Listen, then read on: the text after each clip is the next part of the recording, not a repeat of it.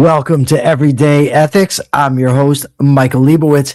Welcome, everybody, to today's show. We are going to do a little discussion about racism. And of course, as usual, whatever questions you have in the audience, they don't have to be on topic.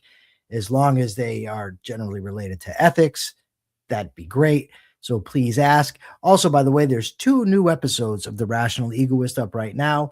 My interview discussion with Sheldon Richman about anarchy is on The Rational Egoist now. It had previously been only available on the Capitalist Corner, and also an interview I did with the Libertarian candidate for governor of New York, Larry Sharpe. That is up as well. I hope everybody had an absolutely wonderful Christmas. I know I did. So let's dive right in. So here is a quote from Ayn Rand's essay. She says, it's called Racism, and it's in The Virtue of Selfishness. She says, racism is the lowest, most crudely primitive form of collectivism. It is the notion of ascribing moral, social, or political significance to a man's genetic lineage, the notion that a man's intellectual and characterological traits are produced and transmitted by his internal body chemistry, which means in practice that a man is to be judged not by his own character and actions, but by the characters and actions of a collective of ancestors. End quote. Now, look at this. We already got a super sticker coming from Daniel Seska. Thank you, brother. Now, remember the whole thing we've talked about from the beginning, that ethics arises because of, well, a few factors in conjunction, but basically it's because of the human capacity for volition, for choice, for free will. The fact that we do not come into this world knowing what to do. We don't have instincts that drive us in the direction of self-preservation. So we have to learn what it is that actually sustains us, nourishes us, benefits us. And that gives rise to ethics. Ethics is basically, it's a code of values adopted by choice. And we have to do that in order to live. So now consider the concept of race. First of all, race is a very hard thing to define. It is not really a scientific concept. It's more of a social construct that people agree on. But beside that, it's based on appearance, genetics, ancestry. None of these things are within the scope of a person's choice. So therefore, it is completely irrelevant to a moral assessment of somebody. Who their ancestors are, what they look like, does not matter when it comes to judging a person's ethical stance. Now, you look at other things that Miss Rand mentioned, Ayn Rand mentioned about intelligence. I can see no difference in intelligence when I talk to people of various races, ethnicities, whatever. I've known plenty of smart Hispanics, blacks. I've known plenty of dumb whites, and vice versa, by the way, just to keep it real. So I don't see that either. I think racism is a really disgusting thing. Now, you are not any more in charge of the automatic thoughts that flow through your head than a person is responsible for the race they happen to have been born with. So, for instance, if you get a fleeting racist thought or a prejudiced thought or a bigoted thought against somebody, you are not to be judged for that, nor should you judge somebody else for it. You are to be judged by the decisions that you volitionally make, what you choose to do. I remember an episode of The Jeffersons years ago when Tom Willis was talking to his wife, Helen, and they were an interracial couple. And she basically asked him if he ever has racist thoughts. And he said, yeah, sure I do. And they're fleeting. They come, they go, and I don't act on them, and I bring back the full context. It's not his language, it's mine. And I realized that I shouldn't be thinking like that. And she agreed that the same thing happened to her. That's normal. That's a normal part of life, to have fleeting thoughts that you may not like, that you think are bad. But if they're not in your volitional control, then you cannot be judged. Well, you could be, but not accurately judged morally for them. Mr. Deagle says, I think that genetically there can be more difference between two people of the same race than two people of different races. I believe you are correct, Mr. Deagle. So, you know, I think it's pretty clear that we ought not to be judging people based on their race, treating people differently based on their race. We have to follow the advice of Martin Luther King and judge people by the content of their character, not by the color of their skin. That seems, pretty obvious. Now, what about ethnicity? So, like bigotry. I would say the same principles apply. Now, when you get to religion, it changes significantly in my view, because religious belief is, first of all, they're doctrines that contain commandments, rules of behavior, and they're also adopted volitionally. So if you want, so I think that it's relevant to a person's character, what religion they have to be, certainly. I don't think it's acceptable to hate people based on their religion, not the current religions that we have and the way that people behave. I mean, I've got Muslim friends, I've got Christian friends, I've got Jewish friends. Um, there are arguments to be made if people were to follow the letter of specific religions, then I think it would be problematic. For instance, killing people for working on Saturdays, I think would be pretty reprehensible. Um, so there's something to that. But the hatred that I personally come across when it comes to this stuff, it's interesting because the only thing Jewish about me is my last name, right? I'm an atheist to my core, but I frequently run into people online, Jew this or Jew that. Of course, it's a Jew, that type of thing. And this seems to be getting pretty popular, or maybe just more out in the open than it has been in the past. So, while I wonder whose phone number that is. Okay, I wrote down someone's phone number and I have no idea why. Anyways, so the it's pretty clear that we ought not to be racist, that we ought not to be bigoted, that we ought not to hate people based on their religious beliefs. But there's a question that I have, and this is a little bit different. It is, how do we respond? What is our ethically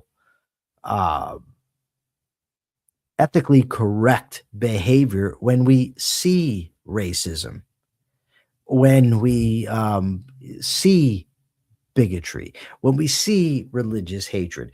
Do we respond? Do we let it go? Remember, we're operating from an egoistic ethic. So is it in our own interest to get involved in this stuff? And I wouldn't say, I'm not going to give a blanket ethical rule, but I think that if, I think it's in my interest, if I see somebody acting that way towards somebody, to get involved. I think it's in my interest to speak up. I think that the more people that speak up, the more that stuff stops. I think that, it is in my interest to promote a society of reason rather than a society of prejudice. So I do think that I ought to speak up. Yes, Jim Valiant says Rand handled it well with Isabel Paterson. That's a story I'll tell in a second. Remind me, Jim, if I forget, just post again so I can tell a story. I just don't want to lose my thought. So yeah, if I see it in person, somebody acting that way, I would speak up. I certainly did in prison when I saw people acting that way or talking like that. Now, what about online? I think that's different. I don't think that we have any sort of political or rather ethical obligation to respond to every troll on the internet. The problem is it's so different in that you have bots out there that are making comments. So you don't even know if it's a real person. You have people that just want the clicks because if they get them, then it drives up their income. That type of stuff is rewarded. So I wouldn't say it's in the same league as it is if you see it in person or if it is happening around you. I I do think that there are occasions online when it can be called out and it'd be perfectly ethical to do. And I do that. I do want to get this over to Mark Pellegrino and hopefully he will share it. I'll get to some of the other comments in a second, but when it comes to Ayn Rand and Isabel Paterson, so Ayn Rand was a friend, or Isabel Paterson was a friend of Ayn Rand, and they were at a party. And what's happening here? Okay, they were at a party, and there were friends of Ayn Rand there, and so Isabel Patterson was kind of rude to the friends, and then Isabel Patterson told Rand, "I don't like Jewish intellectuals." And Ayn Rand said, "Well, then you don't like me." Ayn Rand was a hardcore atheist, yes, but she was not. She also had Jewish ancestry, and she was not going to brook that type of behavior toward her friends or that type of bigotry in front of her. And so she called it out immediately, and they ended up no longer being friends. So that's how she handled it. I think I handled that. I relayed the story properly, Jim. If not, just go ahead there and type it up. I want to back up now and look at some of the comments that I've seen. Mr. Deagle says, I wonder how can people who are otherwise good be rabid racists like Henry Ford? Well, there's evasion, there's suppression, there's compartmentalization that people do where they, separate things in their minds, put one thing over here and one thing over here. That's why we have to really struggle for integration in our thinking and be reasonable and come to logical conclusions and evade nothing and always be willing to face the truth, because otherwise we end up with contradictory beliefs that are going to lead to contradictory actions. And that is not, not a good thing at all. Mr. Deagle says they don't care what Talmud actually says. They already hate Jews and just look for reasons. I think that's true.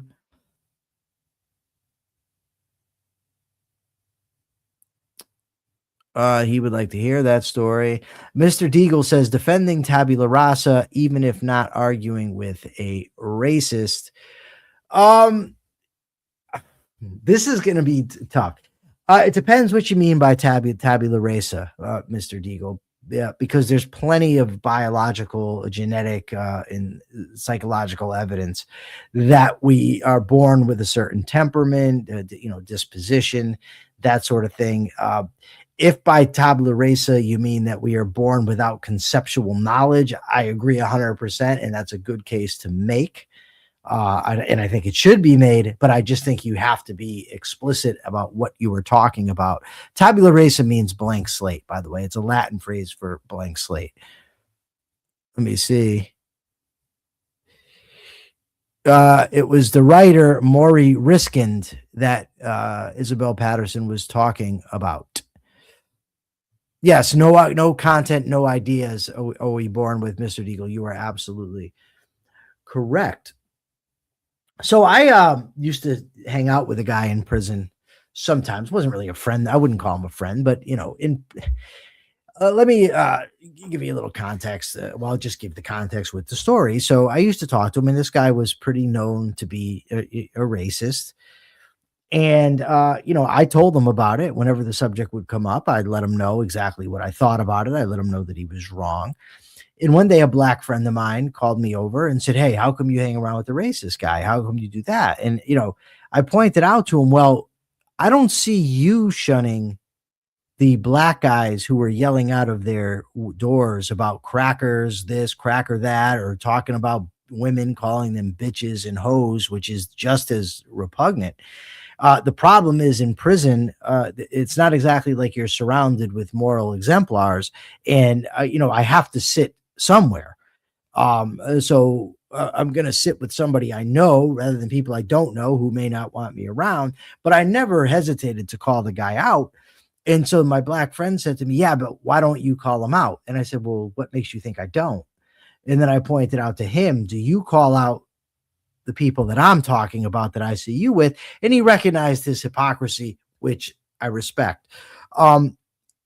So I'm not suggesting, I guess what I'm saying, that we need to shun every person that says a racist thing. I think we do need to speak out against those ideas. And sometimes shunning might be proper. I mean, it's a lot easier to shun somebody out here than it would have been to do in prison. Let me just, put it that way. Much, much, much easier. So, what do you guys think? Any comments or questions about the topic? How was everybody's Christmas? Maybe you can talk about that. I personally had a wonderful Christmas. Went out for Chinese food. Got my anxiety up a little bit because the Chinese restaurant was wicked crowded, and I do not like people crowding in on me, and that's what was happening. But right as I was about to reach the boiling point and insist that we leave, we were seated. We got the poo poo platter for two. A lot of that stuff I don't like. The any seafood. I'm not a seafood guy, just so you know. Not a fan. Not a fan of the smell of it. Nothing. Tuna I can tolerate if it's loaded up with mayo, but most things, nah, not for me. We went to the Butterfly Chinese restaurant on New Britain Avenue. Danny, is where we went. So it was nice. It was a nice day. I spent it with Diana on Christmas Eve. I don't have a Christmas tree. No.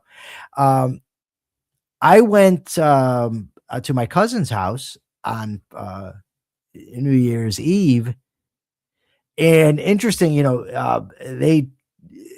there's political differences, just to say the least, amongst my uncle, my cousins.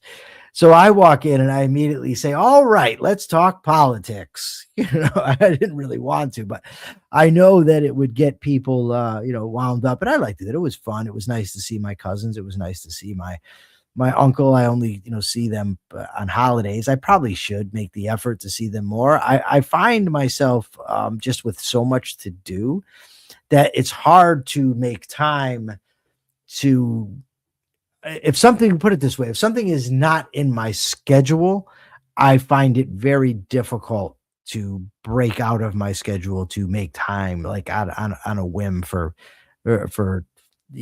family occasions or things like that. Like I have a scheduled time with Danny to have coffee, and today is Friday, so I have coffee with my friend John. I suppose I could make more time for family, and I probably should. But yeah, so Christmas was a very nice thing. I didn't buy anybody any presents. Nobody, well, I shouldn't say nobody gave me presents. Some people gave me some things, but not a whole lot, and I was perfectly fine with that. I'm happy about it. I can't just be running out spending all kinds of money that I don't have, running up the credit. But ultimately, I had a good time, and I'm looking forward to New Year's Eve, New Year's Day. I'm going to a party in New York. I'm very excited about. I will certainly be posting about that when the time comes. There's no doubt about that. We have seafood lovers in the chat. Mr. Deagle says we don't celebrate Christmas here, and I always regretted that because American Christmas and movies always seems incredible. A movie that I really find gross. Maybe people are going to disagree. It's a Wonderful Life. It's a Wonderful Life, I think, is a horrible story. It's horrible. It's very anti-capitalist, very anti-entrepreneur, anti-money.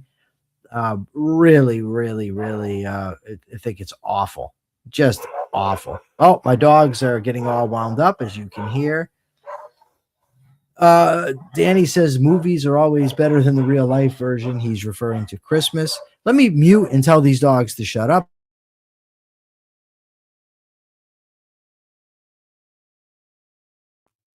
They usually listen. Oh, we got a €2 super chat from No Name. Thank you so much. Thank you. Persephone says they disagree with you about the movie. A lot of people think it's a movie. It's Americana. We have a very altruistic culture where people promote, giving, and you're supposed to sacrifice for other people, that sort of thing.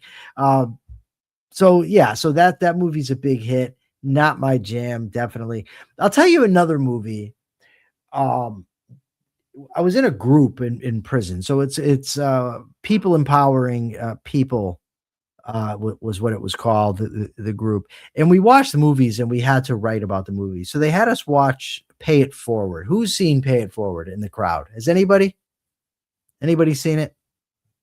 Well, if you haven't, this kid is in school and they tell him, if you could change the world, what would you do? What's your idea to change the world?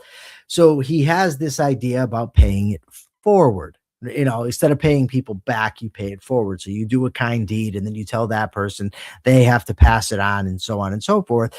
And this ultimately these people do it. So uh if I'm remembering correctly, one of the people that was helped was somebody that was fleeing from a crime. Another one was a drug addict who needed a place to stay, and the kid invited him into the house, and that ended up not working out. And there was one other thing that I don't remember, but it was all just altruism and helping people that ought not to be helped. Right? That's what was going on. And at the end of the movie, what happened is the kid sees two other kids fighting, and he goes and he gets involved, and he ends up getting killed, this little kid. So we were supposed to write a report, at the end of it. And in my report, I chronicled all the people who were helped, who didn't deserve it, who were in fact bad people. And then I counted about how this kid ended up dead at the end for helping. And I said, the message of the movie is clear, that it's promoting altruism. And look what happened in the end to the kid who ends up dead because of his altruism.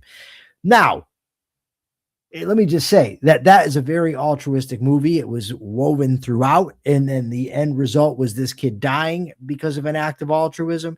I'm not saying that anybody that wants to help somebody who's getting beaten up, that it has to be done out of altruism, or that it's a bad thing to help in that situation.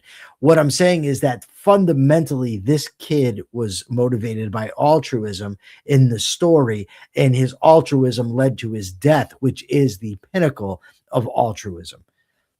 Mr. Deagle says that in It's a Wonderful Life, the angel shows the protagonist lives of other people, not his. It's very consistent in its altruism.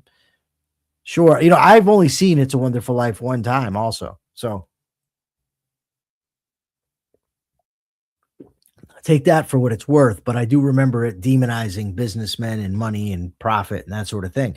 For those of you who have seen the movie Pay It Forward, what are your thoughts? I'm very, very, very interested in knowing what you think about that movie. I'm trying to think of other movies that are very altruistic, but none are coming to mind as my phone is buzzing and buzzing. I'll tell you something I hate is these group chats. And I'll tell you why I hate the group chats, because people end up in discussions that have nothing to do with me in these group chats. But because I'm in the group chat, I get over and over and over again. Not a fan. Not a fan at all. Who is Clarence? No name. I'm unaware of this person, Clarence. But if you think about, most of our culture, the movies, the entertainment, are built around altruism. That's what they promote. That's what's considered good. You don't see, people go out there making money, people starting businesses and succeeding and acting in their own interest. You don't see that celebrated in most movies or television shows. And when selfishness is actually depicted, like if you look at a show like Seinfeld, it's humorous, and they're horrible. They're not really selfish. I mean, they're self-sabotaging to the core, but that's what in the the common picture of what altruism, what selfishness is. Mr. Deagle says Avatar is altruistic, even though Cameron is a leftist. The Na'vi are right wings. Okay, wet dream. Oh, okay. He was an angel and It's a Wonderful Life to get Clarence. Oh, okay. I got it. Nobody has seen Pay It Forward, huh? That's interesting. That is an interesting story. If you want to watch a good movie, there's a couple good movies I really like with a strong ethical message. One of them is $1 Million Baby. I thought was great. I don't want to spoil it if you have not seen it, but I thought that had a pretty sound message. At the end of the movie, Judgment at Nuremberg is just phenomenal. If you want to see a movie with just a moral right hook, a devastating one, but like the one that knocked out Jake Paul, Judgment at Nuremberg is that movie. I recommend Judgment at Nuremberg to everybody, to everyone. Yes, $1 Million Baby is a sad movie. I'll give you that, but it's a great movie. Judgment at Nuremberg is a phenomenal film that I highly recommend. Danny says he's going to watch Pay It Forward. That's going to be good because then we can discuss it. I'm sure we will argue about it. I'll probably win the argument because I usually win the arguments that I get into. It's kind of my thing to do. So what else, folks? I'm looking for some questions from the audience. The audience is wonderful, but I love when the audience comes forward with questions, with dialogue. That's what we need. No Name says, thanks for the recommendation. You are very, very welcome. No Name. Friday night, tonight, anybody got any plans? Like I said, I'm just going out to get my coffee. I'll come back, watch television. I did recently watch the movie Castaway. I wasn't all that impressed. I have not seen Of Unknown Origin, Jenna. What is Of Unknown Origin about? I need to know. I like to have movies that make me think. I like to watch movies where there is a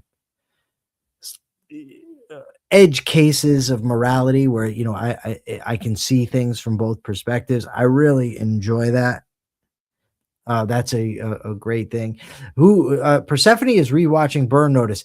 I made it up to the very last season of Burn Notice in prison, and then they started preempting them for the Mets, and I was so pissed because I did not get to see the final season. Mr.